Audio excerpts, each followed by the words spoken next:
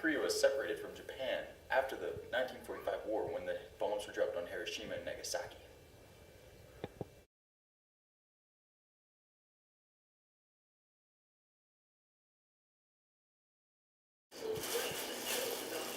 South Korea, however, was a little different than North Korea. In 1945, they were declared a democratic country, which then the U.S. rushed their troops into South Korea so they could secure their spot as their new best friends in the world. Pause it there. After Japanese control, the Russians came in and took over North Korea.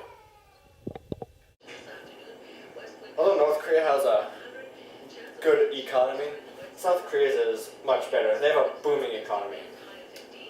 What they have is, first of all, they have the states to back them up on everything they do.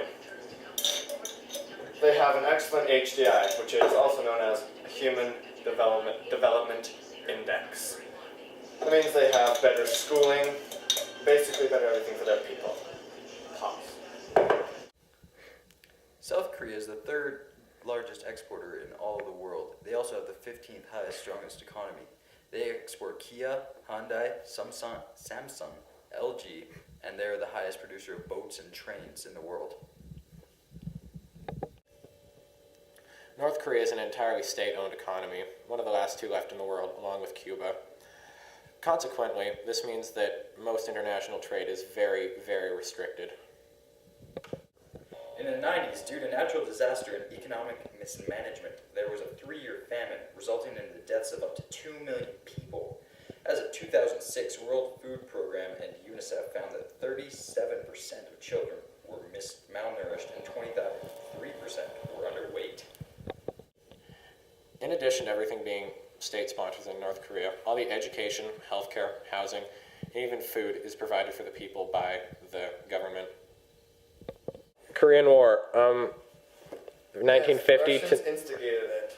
Yeah, the North Korea invaded South Korea in 1950. It was a 3-year arms war between North and South Korea, although it was mainly spurred on by the Russians and the Americans. That's the shot right there. There's more I hope stuff. you're recording that, because I am. Anyways, but yeah, it was kind of like a pretext to the Cold War and what was the tension between USSR and America. Also, in 1953, North and South Korea came to an uneasy treaty, and put up a fence or two. What? Put up a fence or two. Yeah, it's got the most heavily guarded border on the planet. Also, I've seen it. no, you In haven't. documentaries. I don't know, dude. On CSI, the Mexican border's pretty guarded because this one dude just goes around on a quad and machetes guys that try to. I don't think that's a real thing. It's a serial killer. and then leaves their heads on the doorstep of the sheriff of the nearest town. All right. It's pretty crazy. That's called a serial killer, not border patrol. Hey, He was self-initiated border patrol. actually, the interesting thing is, technically, North and South Korea are still at war. There was never a formal treaty signed, although there hasn't been any armed conflict there in nearly 60 years. But from a technical standpoint, they're still at war, so that's kind of interesting. Okay. Technical or testicle? Okay, I'm taking that shot.